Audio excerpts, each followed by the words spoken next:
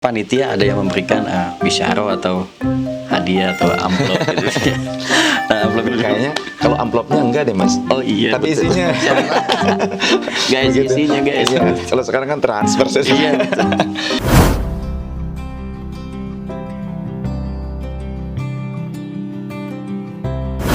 Assalamualaikum warahmatullahi wabarakatuh, teman-teman semua, jamaah Majelis Ahbabur Rasul Indonesia. Selamat datang di channel terkeren Majelis Ahbabur Rasul Indonesia. Kali ini kita spesial banget akan melakukan grebek rumah. What? Grebek rumah siapa? Grebek rumah guru kita, Syed Chef Alwi. Aduh, nggak ada banget. Jadi kita akan grebek rumah. Kebetulan saya udah di depan kediaman beliau. Ini adalah majelisnya Habib Alwi yang biasa kita kalau hadiran majelis kita akan ubek-ubek guys. Ubek. Gimana sih isi di dalam ini? Pertama kita lihat ini. Ukirannya keren banget guys. Ini kalau saya nggak salah tebak, ini ukiran dari Karawang guys. Salah. Ini dari Kudus. Oke guys, kita akan lanjut. Saya deg-degan banget nih guys. Kita buka aja, masa namanya grebek kita ketok kan nggak keren ya guys. Assalamualaikum.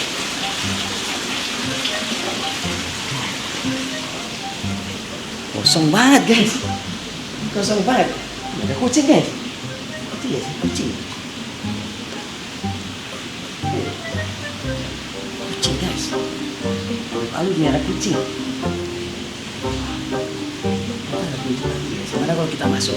Oh, di sana ada sini ada NU, di sana ada NU juga guys. Luar biasa, beliau memang salah satu pecinta dari Nahdlatul Ulama, emang keren banget. Sini NU, di sana NU. Gitu. Wah, ini ukirannya beda warnanya yang tadi. Tadi ada hitam, ini ada. Ini ada apa di sini? Wow, ini sangat mengkeren guys. Itu ada duduk-duduk ini. Ini mungkin tempat meluatnya Habib. Tapi juga saya nggak tahu keberadaan Habib ada di mana sekarang. Kita coba cek ke atas dulu, kita ke atas. Wah, ini susah banget guys. Wah, kok nggak banyak kamera ya guys. Kita lagi syuting guys. Oke, saya coba ke atas. Mungkin Habib ada di atas. Kita akan cari keberadaan Habib ada di mana sih. Sini guys. Coba kita ke atas. Assalamualaikum. Ada orang guys. Mungkin Habib sudah keluar kota guys. Coba kita cari ke bawah lagi.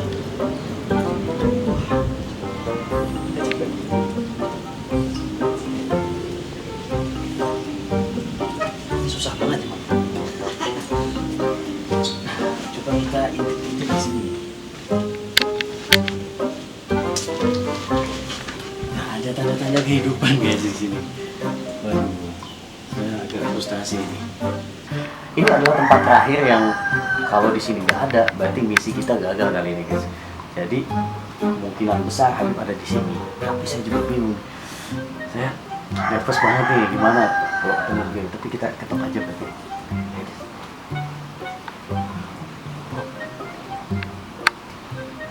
Sini ada gantungan kunci guys.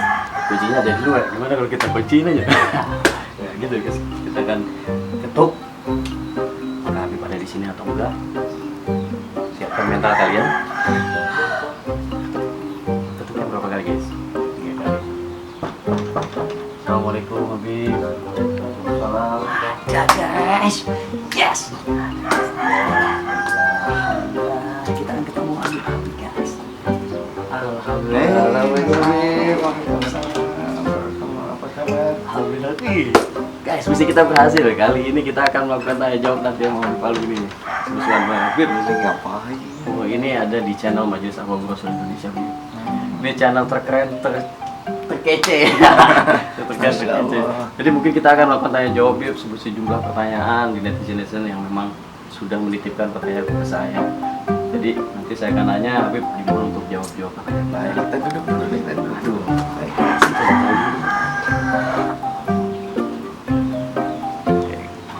Assalamualaikum warahmatullahi wabarakatuh teman-teman semua dimanapun Anda sedang bahagia saat ini. Kali ini spesial banget, kita akan melakukan Q&A atau tanya jawab bersama guru kita yang udah nggak asing lagi. Bersama-sama akan ngobrol dengan Sayyid Saif Alwi. Assalamualaikum Habib. Waalaikumsalam warahmatullahi wabarakatuh. Alhamdulillah guys, tadi kita bisa dibukain pintu sama Habib Alwi. Aduh, Terima kasih banyak atas kunjungannya Saldi dan teman-teman followers sekalian. Semoga channel ini semakin diminati oleh masyarakat Indonesia khususnya dan mancanegara, sehingga menjadi salah satu ladang amal dakwah kita bersama. amin amin. Baik Habib, sebelum kita masuk ke pertanyaan ya teman-teman semua, saya agak bingung ya. Tadi kan di depan bangunannya itu udah bagus banget gitu ya. Gerbang udah bagus. Masuk ke sini ada joglo. Joglonya pintunya ada 2, Habib. Begitu masuk sini bangunannya tingkat, mewah lah, udah keren banget. Terus kok pertanyaannya kenapa Habib masih ada di dalam, malah ada di dalam apa? Saung milik yang seperti ini. Bingung juga saya tuh. Ya, jadi sebetulnya jauh sebelum adanya bangunan-bangunan yang permanen, saung bilik ini memang sudah lebih dulu saya bangun. Jadi seringkali ini saya gunakan untuk taqarrub, mendekatkan diri kepada Allah, untuk khalwat, untuk uzlah. Ketika hiruk pikuknya kehidupan yang begitu, apalagi di perkotaan, begitu ramai, seringkali kadang justru malah membuat saya jenuh.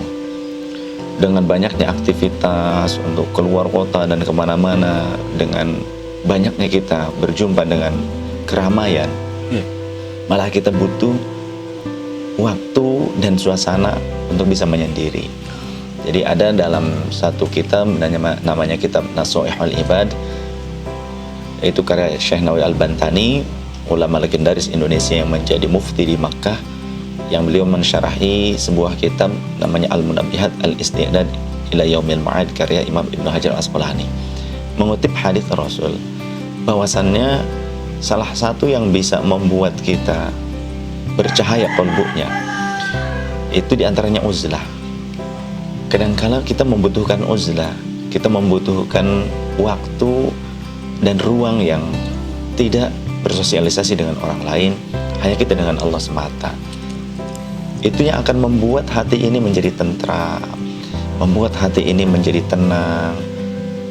Kemudian juga Rasul pernah mengatakan, sebagaimana dinukil oleh Imam An-Nawawi dalam kitab Riyadhus Shalihin, salah satu dari 7 kelompok hamba Allah yang akan mendapatkan naungan pada hari kiamat dengan naungannya Allah, diantaranya adalah rajulun khalian dzakarallaha khalian, seseorang yang berzikir kepada Allah dalam kesendiriannya, fafadat ainahu, kemudian dia menangis, mengalirkan air matanya karena takut akan dosa-dosa yang telah dilakukannya, takut akan kebencian Allah, dan dia berharap akan ridhonya Allah. Maka ini salah satu tempat favorit saya memang, di mana saya bisa menghabiskan waktu, bahkan kadang saya juga sampai berpuluh-puluh hari ada di sini. Keluarnya itu di waktu-waktu sholat, hanya Jumatan saja. 40 hari gitu, Bib. Ya, 40 hari keluarnya untuk Jumatan, seperti itu. Tuh lihat guys ya, Bib Alwi yang beliau sudah sedemikian solehnya aja masih memerlukan uzlah, masih memerlukan menyendiri. Kalau kita uzlahnya di bioskop guys ya.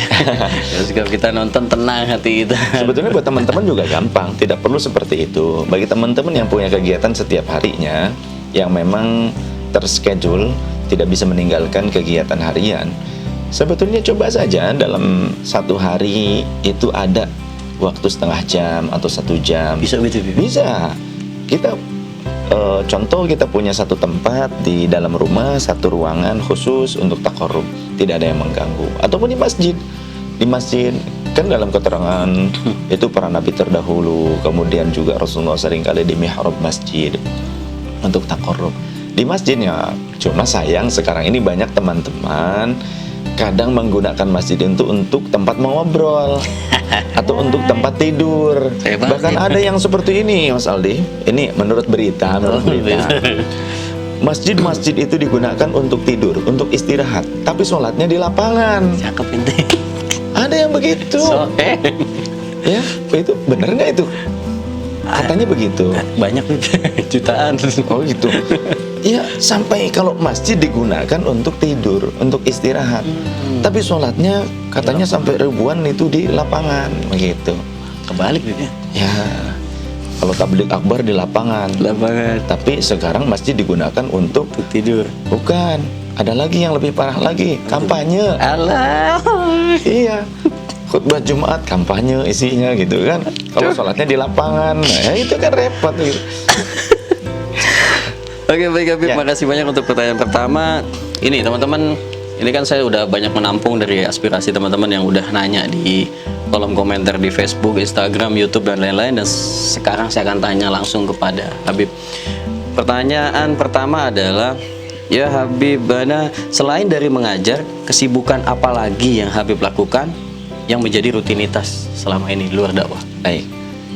Selain daripada mengajar, saya tentunya juga manusia hidup, apalagi punya keluarga yang juga butuh untuk menafkahi keluarga.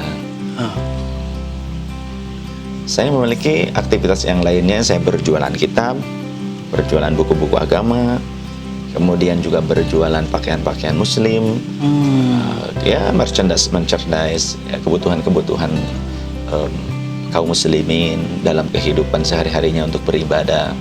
Itu kita siapkan semua. Masih tetap dagang Habib? Masih tetap dagang, walaupun kadang ya memang mungkin tidak selalu setiap saat saya yang megang. Pada saat ada pengajian, yang megang adalah jamaah kita. Yang saya pilih di antara mereka itu yaitu orang-orang yang memang membutuhkan pekerjaan, yang mereka tidak punya pekerjaan. Jadi saya usaha, tujuannya diantaranya adalah untuk menghidupi orang lain, bukan hanya untuk saya. Jadi keuntungannya itu kita bagi. Yes. Mengurangi pengangguran juga Bib ya? Ya, memang saya punya keinginan, tekad yang kuat. Saya ingin membuka lapangan-lapangan usaha, lapangan pekerjaan, supaya apa, kaum muslimin ini mereka bisa menjadi mandiri, mereka menjadi kuat. Karena kata Rasul kan, seorang mukmin yang kuat, al-mu'minul qawi khairun min mu'minid dhaif. Mukmin yang kuat itu lebih baik daripada mukmin yang lemah. Maka orang-orang mukmin selayaknya harus menjadi pribadi-pribadi yang luar biasa. Yes. Dalam segi teknologi, jadilah teknokrat. Dalam segi ekonomi, menjadi ekonom-ekonom yang handal. Ya, sebetulnya kalau kita melihat sejarah kan, para ulama terdahulu ternyata juga orang-orang hebat. Ahli sains itu ulama, kemudian ahli perekonomian juga ulama, ahli politik juga ulama, ahli strategi juga ulama. Ya. Maka jangan sampai kita umat muslim mencibir kalau ada ulama yang dagang, yang punya usaha, punya bisnis. Selama itu halal, tidak merugikan orang lain, bahkan membuka lapangan pekerjaan ataupun memberikan kebaikan kepada orang lain, khairun nas anfa'uhum linnas. Sebaik-baik manusia yang bermanfaat untuk orang lain, kan begitu. Justru itu yang terbaik daripada kita jadi ulama tapi image-nya itu kalau ulama mah paling juga bikin proposal gitu. Nah, itu saya tidak mau. Tidak mau, makanya sampai sekarang saya tidak pernah membuat itu. Jadi apa, ada nggak selama ini Bib, kalau misalkan pas lagi dagang terus ada orang yang bilang, wah ini Habib Ali cinta dunia nih, masih aja dagang gitu, ada nggak tuh kayak gitu? Mungkin nggak berani secara langsung, tapi mungkin di belakang itu mungkin ada saja.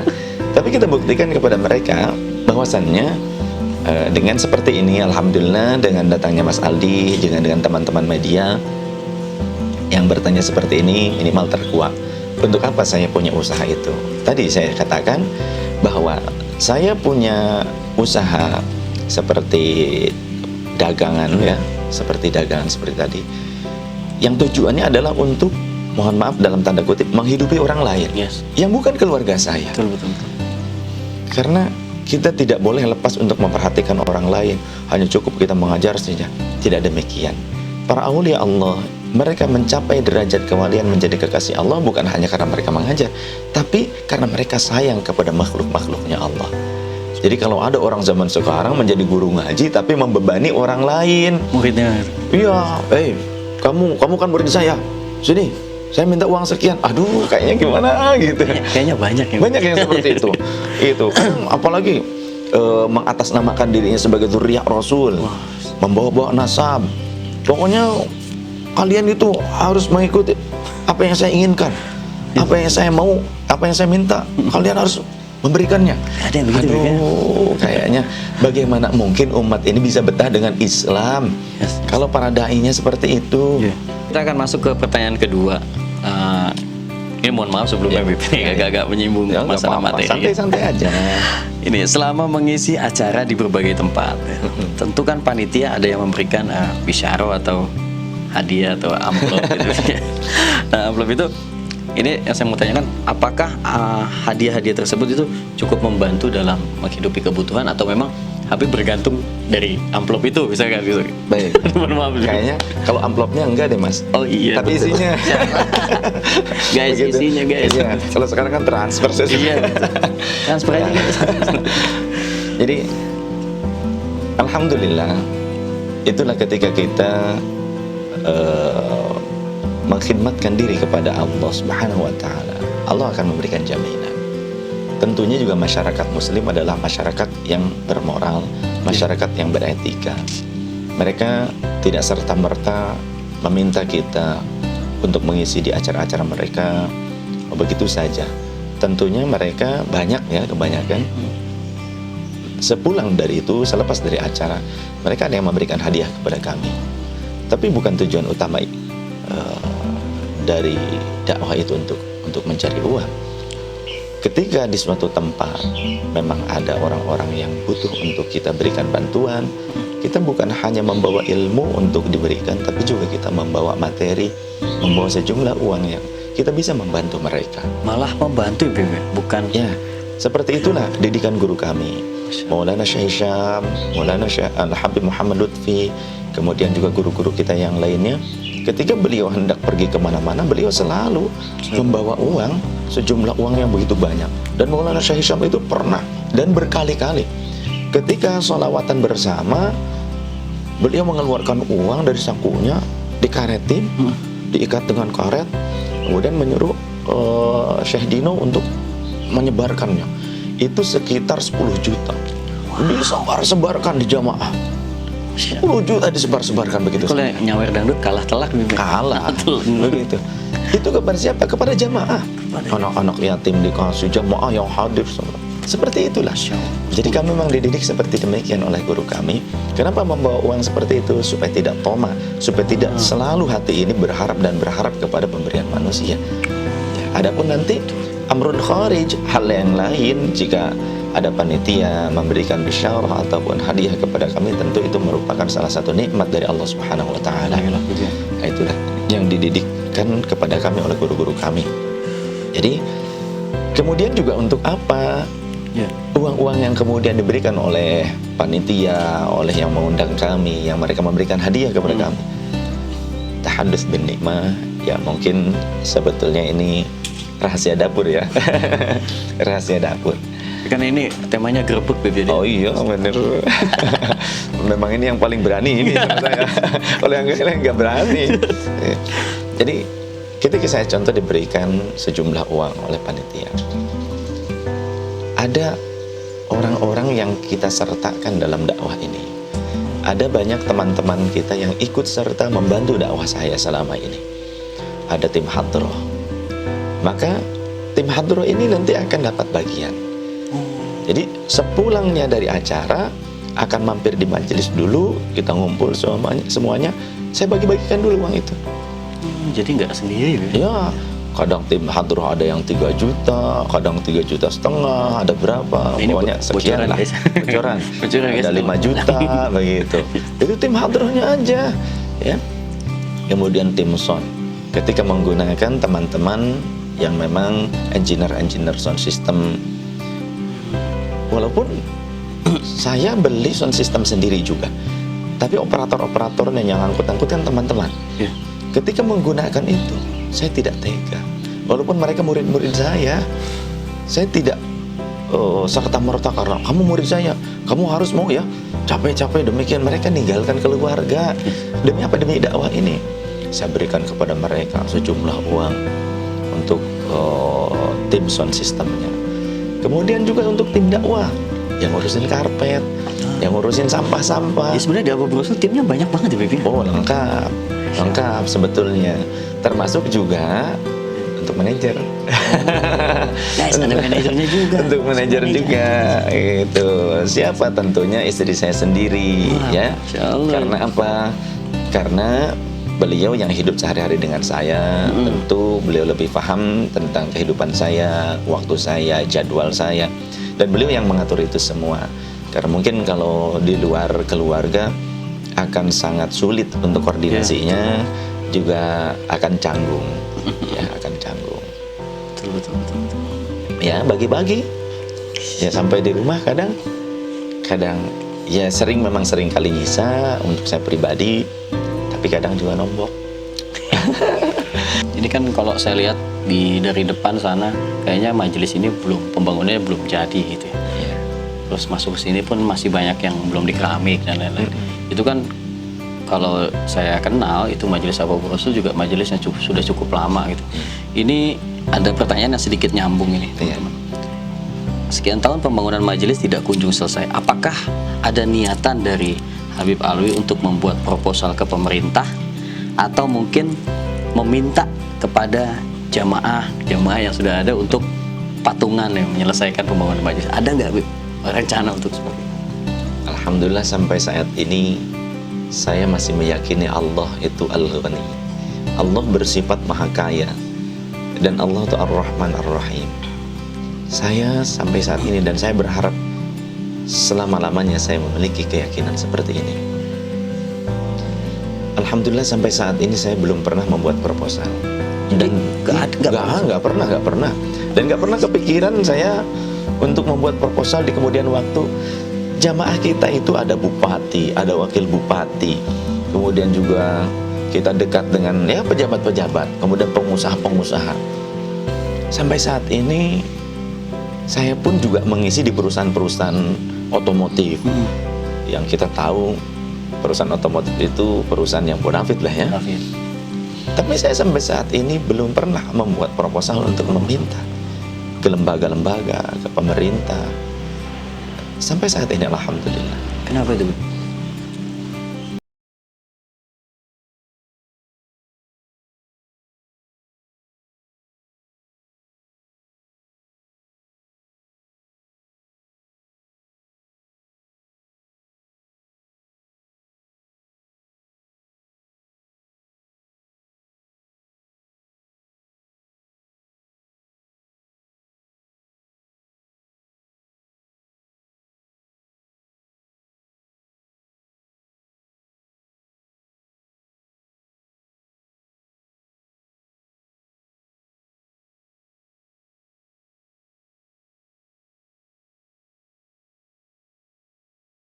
Maha kaya, cukuplah hasbunallah wa ni'mal wakil, ni'mal maula wa ni'man nasir.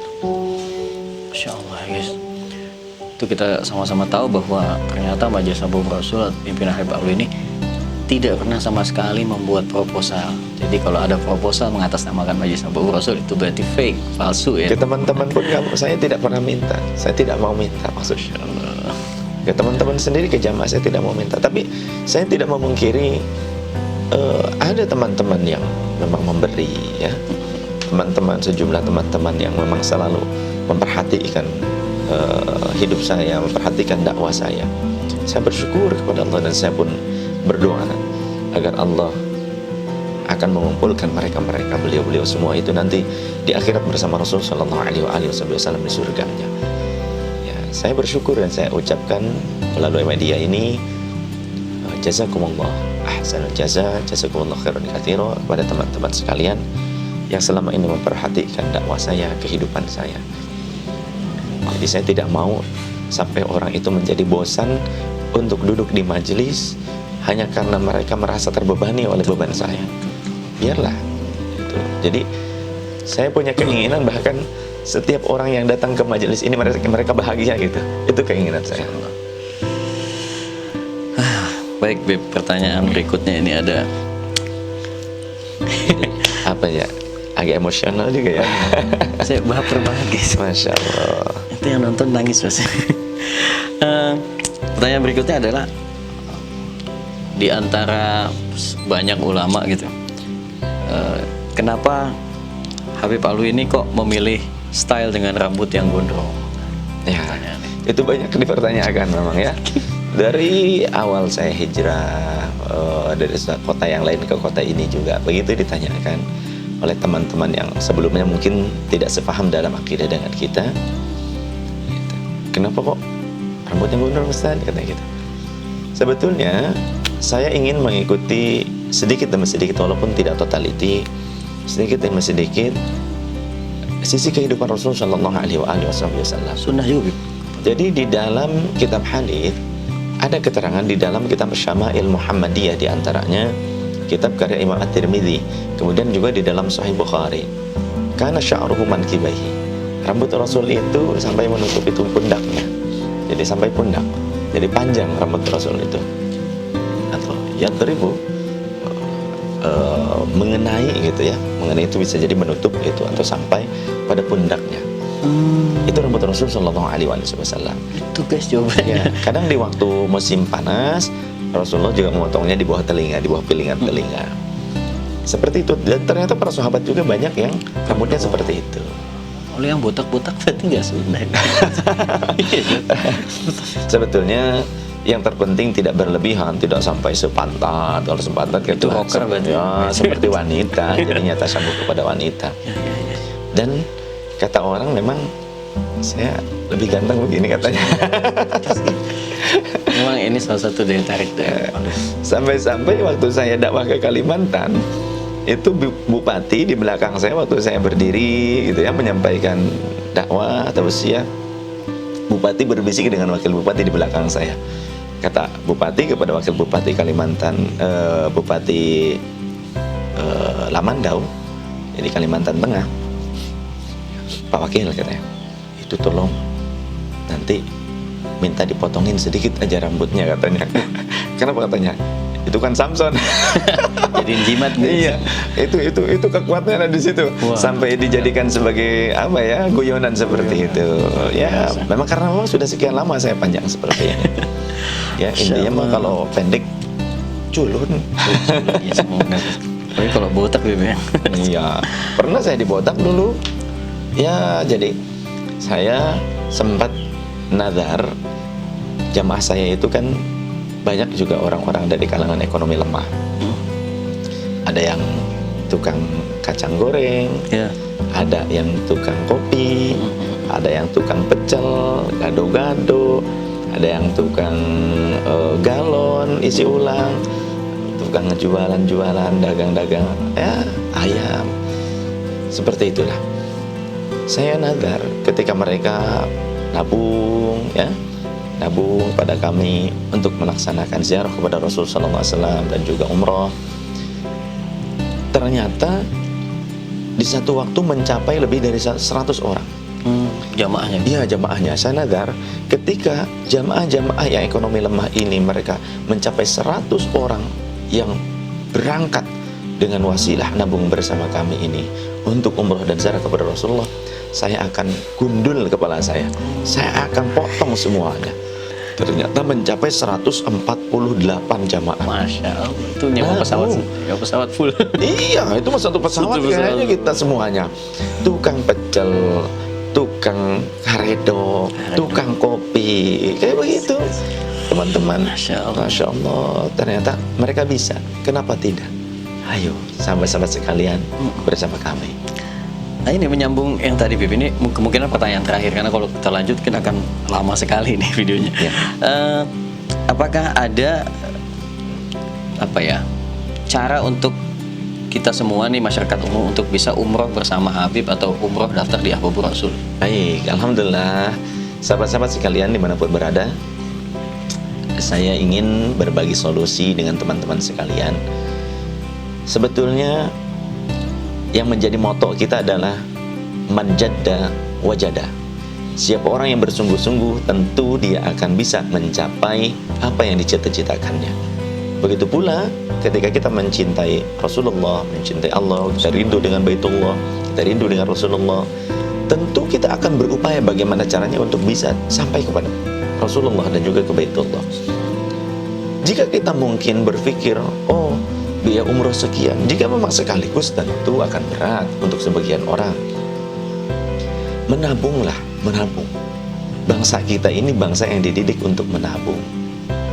Maka sejak kecil saya juga dididik menabung. Begitu pula saya, sebetulnya saya pun menabung. Maka teman-teman yang lain juga menabung kepada kami.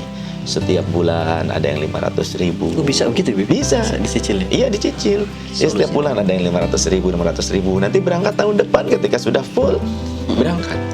Dan kita biasanya ambil waktu-waktu yang sejuk. Waktu-waktu yang sejuk di kisaran Februari. Di kisaran Februari ataupun di bulan November. Di kisaran yang sejuk supaya apa? Kita kan bangsa yang lingkungannya, wilayahnya wilayah tropis. Kalau terlalu panas, terlalu dingin juga teman-teman nggak kuat. Maka di saat yang sejuk itu di sana di kisaran 9 atau 10 derajat Celcius. Tetap dingin kayak Bandung lah ya, segar-segar. Maka pada saat itu pula bagaimana kita ibadah bisa merasa nyaman, senang teman-teman. Mari bergabung bersama kami Ahbabur Rasul Travel untuk bisa ziarah ke Baitullah dan berziarah ke Rasulullah Sallallahu Alaihi Wasallam. Silahkan bersama kami bersama-sama berangkat, dan juga bukan hanya ke Makkah dan Madinah, Mas Aldi. Ada lagi? Ada. Kita juga belajar lah ya, belajar budaya, sejarah ke Turki. Ya, biasanya di bulan April, karena di bulan April itu ada festival tulip. Ada festival tulip. Mana-mana bunga tulip itu sedang bermekaran luar biasa. Di hutan-hutan, di perkebunan, di pertamanan itu tulip di mana-mana. Dan waktunya juga itu baru peralihan dari musim dingin, musim salju ke musim semi begitu. Ya, jadi dingin sejuk lah, sejuk, enak. Masih kita bisa kemana-mana. Jadi kita berziarah, ada makam para nabi juga di sana, ada makam sahabat Rasul, ada makam para ulama yang kita tahu juga secara sejarah di sana yang luar biasa, sejarah Kesultanan Turki Utsmani. Banyak menurut peradaban saja termasuk peradaban yang tua. Dan kita bisa melihat sisa-sisa peninggalan Rasul SAW dan sahabat.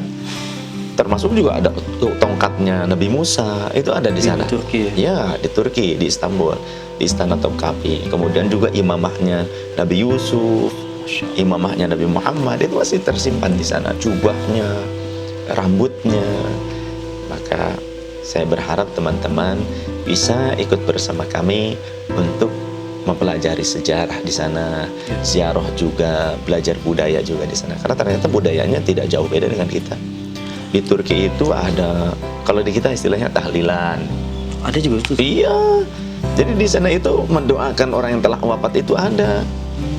Begitu. Kemudian juga selamatan-selamatan ketika mau menikahkan, ketika ada anak lahiran. Hal-hal seperti ini, budaya-budaya Islami itu sesungguhnya sudah ada di sana di Turki. Jadi kalau ada orang mengatakan cuma di Indonesia saja, bohong. Ziarah kubur di sana marak banyak sekali. Iya, dan yang saya merasa bangga, merasa kagum itu nasionalismenya. Di sana di Turki itu, di masjid, di bagian menaranya masjid, itu ada bendera Turki mungkin sekitar 6 kali 4 meter. Besar sekali, luar biasa, berkibar di atas masjid. Kemudian ketika kita mau memasuki gerbang utama masjid, itu pun di atas terpampang panjang bendera Turki. Nanti kita masuk ke dalamnya, di tempat pengimaman, kemudian juga di pengimbaran, tempat khutbah, itu ada bendera-bendera Turki. Di mana-mana bendera itu. Di tempat-tempat ibadah, bendera-bendera Turki itu ada. Nah, ini yang saya kagum. Nah, cuma sayang di Indonesia banyak orang-orang yang kagum dengan Turki, tapi mereka anti dengan merah putih. Nah, itu aneh kan? Aneh. Lahir di Indonesia, cari makan di Indonesia, mungkin mati juga di Indonesia gitu. Pastinya gitu. Iya, tapi mereka begitu benci dengan Indonesia. Dibilang Indonesia hukumnya hukum togut, pemerintahannya juga togut atau lain sebagainya. Jadi rasa nasionalismenya, rasa cintanya itu telah hilang. pindah aja Bib. Padahal di Indonesia orang Islam di Indonesia tuh enak banget. Kita nih kan kalau maulidan aja bebas di mana-mana. Betul tidak? Betul. Tablik akbar di mana-mana gede-gedean, pakai sound system, pakai panggung. Coba di Arab Saudi aja, di Arab Saudi nggak ada. Tangkap Bib. Oh, tidak ada di Arab Saudi. Itu di Arab Saudi tidak ada seperti itu. Tablik akbar di luar pakai panggung, sound system besar-besaran sampai tengah malam nggak ada, sepi. Ya, di Indonesia bebas. Katanya ulama dikriminalisasi di Indonesia. Kriminalisasi di mana? Saya dakwah. Mohon maaf, saya dakwah contoh ke Kalimantan. Di sana banyak orang-orang non-Muslim di Kalimantan Tengah. Saat saya ngaji, saat saya dakwah di sana, saya menyampaikan tausiah. Yang hadir itu ada dari Keharingan, ada dari Protestan, dari Katolik, dari Buddha, dari Hindu. Kepala dinas yang non-Muslim mereka hadir. Mereka hormatnya yang luar biasa pakai peci, tapi di sini pakai pin salib contoh. Mereka begitu menghormati kita. Saya tidak ada tuh ada pencokolan di mana, tidak ada. Jadi sebetulnya di Indonesia ini bebas. Sampai-sampai dakwah dengan judul Maulid Rasul, tapi isinya mencaci maki, memfitnah itu kan bebas. Jadi saya rasa sih mengutip ucapan beberapa ulama yang lain, mungkin bukan yang lebih tepatnya ya, bukan kriminalisasi ulama, tapi ada beberapa orang yang digadang-gadang jadi ulamanya yang memang kriminal begitu. Ya guys. Ya kan mencaci maki, memfitnah itu kan bukan ajaran Islam. Ya, apalagi dalihnya itu membela agama. Saya katakan bahwa agama Islam tidak dibela dengan caci maki dan fitnah, hoax. Tidak ada itu. Sahabat-sahabat sekalian yang dirahmati Allah Subhanahu wa taala, semoga kita bisa menjadi pribadi-pribadi yang berakhlak mulia, tetap jaga moralitas, persatuan di antara sesama putra-putri bangsa dan juga di sesama di antara sesama saudara-saudara muslim. Jangan sampai kita mau diadu domba, dipecah belah. Maka teruslah menjalin silaturahim. Karena dengan silaturahim kita bisa bertabayun langsung, dengan silaturahim akan bisa hilang rasa-rasa dendam ataupun kebingungan-kebingungan. Maka penting sekali yang seperti ini, ajak teman-temannya bersilaturahim. Jangan sampai kita memiliki opini-opini liar yang tidak berdasar, yang akhirnya akan memecah belah di antara umat. Demikian. Oke teman-teman, mungkin itu aja yang bisa kita tanyakan bersama Habib Alwi di kesempatan video kali ini. Untuk teman-teman yang memang masih banyak pertanyaan yang mungkin ingin ditanyakan langsung kepada Habib, silahkan tulis di kolom komentar. Tulis aja pertanyaannya apa aja, nanti kita akan buatkan lagi video berikutnya Q&A dengan Habib Alwi dari berdasarkan pertanyaan-pertanyaan yang udah kalian tulis di kolom komentar. Jangan lupa like and subscribe video ini, channel ini. Jangan lupa nyalakan loncengnya. Nah itu juga, subscribe, nyalakan tombol lonceng, jadi Anda bisa mendapatkan notifikasi sesaat setelah video ini diupload. Baik teman-teman semua, demikianlah video kali ini. Terima kasih juga untuk Habib Alwi yang rumahnya sudah kita grebek ya teman-teman. Jangan bosan ya, nanti teman-teman datang kemari. Alhamdulillah. Oke, itu aja, sampai jumpa di video-video berikutnya di channel Majelis Abu Bakar Indonesia. Tetap subscribe channel ini dan share kepada teman-teman semua supaya menjadi edukasi dan dakwah untuk kita semua. Demikian, assalamualaikum warahmatullahi wabarakatuh.